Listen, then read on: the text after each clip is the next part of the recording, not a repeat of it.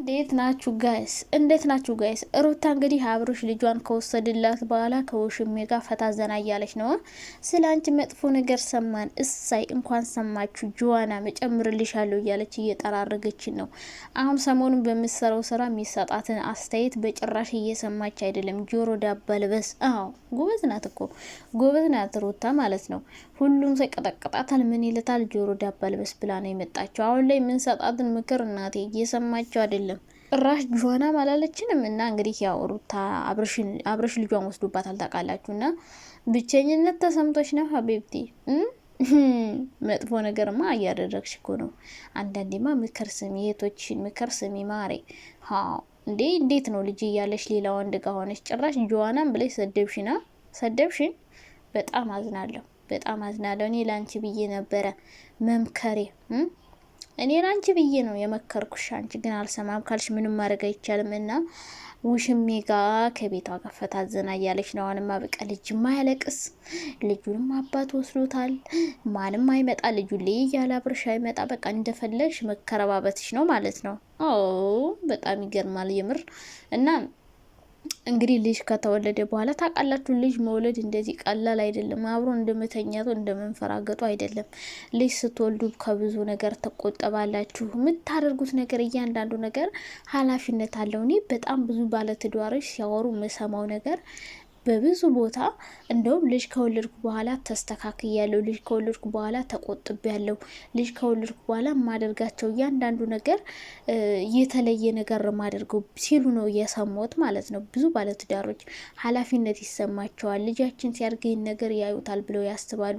ይህን ነገር ነው ሲያደርጉ ማየው ማለት ነው። አብርሽና ሩታ ላይ ግን ማለት ነው ወለዱም አልወለዱም አንድ፣ ወልደውም እንደዛው ሳይወልዱም እንደዛው፣ እርጉዝ እያለችም እንደዛው። እርጉዝ እያለች እሱ ከወንድ ጋር፣ እሷ እርጉዝ ሆና ራሱ ከወንድ ጋር ትሰራ ነበረ።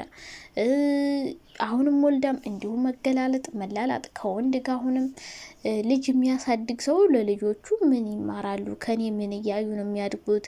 ወደፊትስ የኔን ቪዲዮ ሲያዩ ልጆች አይሸማቀቁም ወይ ምናምን፣ እንደዛ አይነት ሀሳብ በውስጣቸው ይመጣል። ሲቀጥል ለልጄ ምን አድርጌ እንዴት አድርጌለት እንዴት አሳድጌው የሚል ሀሳብ በውስጡ ያለ ሰው ነገሩ እንደ ስራ ነው መሰል የቆጠሩት እኮ። አሁን እኮ አብርሽና ሩታ ይሄን ነገር እንደ ስራ ነው የቆጠሩት። እሱም ከሴት ጋር መስራት እሷም ከሴት ጋር መስራቷን በቃ እንደ ስራ በቃ የገቢ ምንጫቸው ቋሚ ስራቸው አድርገው ወስደውታል። እኛ አንዳንዴ የሚያደርጉት ነገር ቢያስደብረንም ቢያስደነግጠንም ምን አገባቸው እነሱ።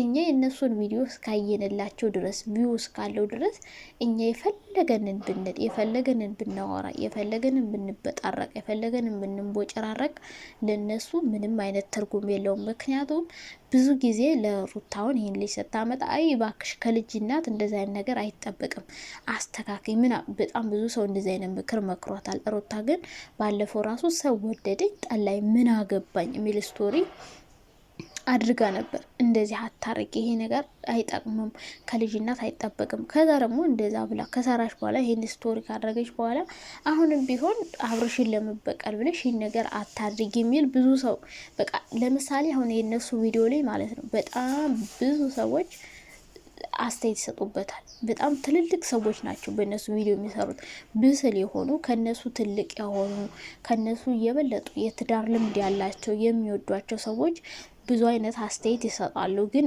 ሩታ መስማት አልፈለገችም። በቃ ስራውን መቀጠል ነው የምትፈልገው። አብርሽንም እንዲሁ እያቃጠለች መሄድ ነው የምትፈልገው። መበቀል ያኔ እርጉዝ ሆና ያደረገባትን እያንዳንዷን ነገር አሁን ደግሞ ዋጋ ማስከፈል ነው የፈለገችው የሚመስለኝ። እኛ ሴቶች በነገራችን ላይ በጣም በቀለኛ ነን። ስንወድም አይን የለንም፣ ደግሞ ስንጠላም ደግሞ አይን የለንም። ከመጥላታችን ደግሞ በቀላችን ራሱ በቀላችን ኦማይ ጋድ በጣም ከባድ ነው። አድርገን የምንበቀለው ዋጋቸውን የምናስከፍለው አብዛኛውን ጊዜ ግን ይሄ በቀል የማይጠቅም ነገር ነው። ለእኛ ምንም የማይጠቅመንም። ያንን ሰው ተበቀልነውም አልተበቀልነውም ምንም ለውጥ አያመጣም እኛ ላይ ማለት ነው። እንደውም አርፈን ህይወታችን ብንቀጥል ነው የሚሻለው። እና አሁን ሩታ አብርሽን እበቀላለሁ አናድዳለሁ ብላ የምታደርገው ነገር ብዙ የሚወዷትን ሰዎች ያሳጣል። ብዙ ለእሷ ከፍ ያለ ቦታ አሁን እኔ ያኔ እንደዛ አርግዛ ጎበዝ ሆና ወልዳ ምናምን ሽክፍ ስትል እንዴት እንደወደድኳት ነበር የምር። በቃ ውይ በቃ ሩታ ሴት ሆነች ከወለደች በኋላ እንደውም በሰለች ምናምን ሁሉ እያልኩ ነበረ። ግን አሁን ተመልሳ እዛ ሆናለች፣ ታጥቦ ጭቃ ሆናለች ማለት ነው። እና ጎበዝ ብትሆኝ ማለት ነው ልጅሽን ይዘሽ ሪል ውሎሽን ራሱ ብታሳይን እኛ በደንብ ነው የምናይልሽ። ታውቂያለሽ፣ በደንብ ነው የሚታይላችሁ። ምክንያቱም አንድ የሚወዷችሁ ኦዲየንሶች አሉ። የሚያስከብራችሁን ስራ ብትሰሩ በጣም ነው የሚያዩላችሁና እነሱ ግን ምክርም ሆነ ምንም ሆነ የሚሰሙን ነገር የለም። አባቴ ዋናው ብር ብቻ ነው ጭንቅላታቸው ላይ የሚመላለሰው ማለት ነውና አይመለከታችሁም እያለቻችሁ ነው ሩታን የምትሳደቡ ሰዎች። እኔም አልሳደብም እናቴ ምን አገባኝ። በተሰራ ቪዲዮ ላይ አስተያየቴን እሰጣለሁ። ከዛ ውጭ ግን እንዲያርጉ የሚባል ነገር የለም። ምክንያቱም ከአሁን በፊት ራሱ ሩታ ቤተሰቦቿን እንደዛ ፎን ብላ ስትመጣ ታይ ነበር። አቤት ስንትቶቿ እንደመከሯት በስማ ከቤተሰቦች አትውጪ። ደግሞ በጣም ብዙ ሴቶች ደግሞ ውጭ እሳይ ደግ አረግሻቸው የሚያሉ ሰዎች አሉ። ይሄው መጨረሻውን አያችኋል። ያኔ ደግ አረግሻቸው፣ አሁንም እሳይ ደግ አረገች የምትሉ ሰዎች አላችሁ። እና አሁንም ቢሆን ምክር ብንመክራቸው አይሰሙም። ሶ ምንድነው በቪዲዮ ላይ አስተያየት ዘና እያላችሁ በተለይ ሪያክት እያረጋችሁ የምትሰሩ ሰዎች ፈታ በሉባቸው። እኔ ስለማይመቼ ነው እንጂ በእነሱ ቪዲዮ ላይ ሪያክሽን ሁሉ መስራት ፈልጋለሁ። ግን በቃ እዚህ ቤት ሆኜ ቪዲዮ መቅረጽ አልችልም ምናምን፣ ከካሜራ ጀርባ ካልሆነ አልችልም። ሶ በቪዲዮ ላይ አስተያየት ከመስጠት ውጭ እነሱን መክረን እንመልሳለን። እንደዚህ አታርጉ እንደዚህ አታርጉ በጭራሽ በቃ አይሰማችሁም።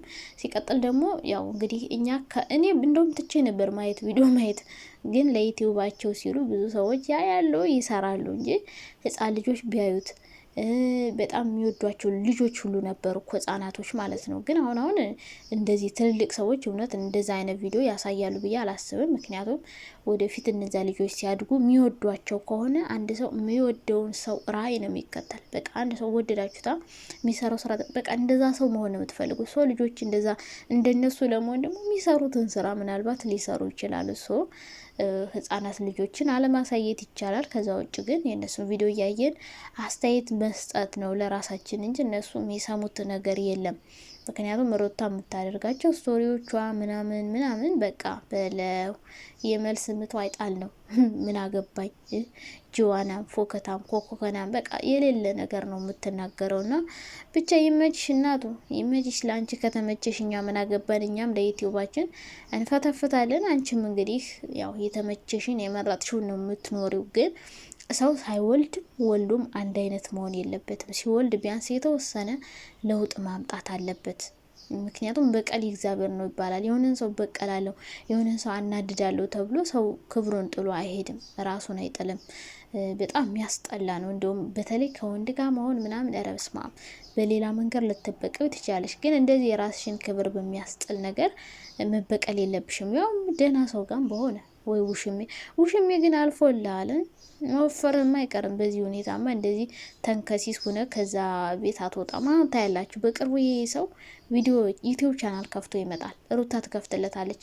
ከዛ እሱም በራሱ ይረብሻል ማለት ነው። ልክ እንደነ ፈረንጁ እንደ እህቷ እንደ ሄርሚ በቃ እንደ ሁሉ ማለት ነው። አብርሽን እየሄደ እየረበሸ በቃ ሁሌ እንደዛ አይነት ድራማ ነው የሚቀጥሉት።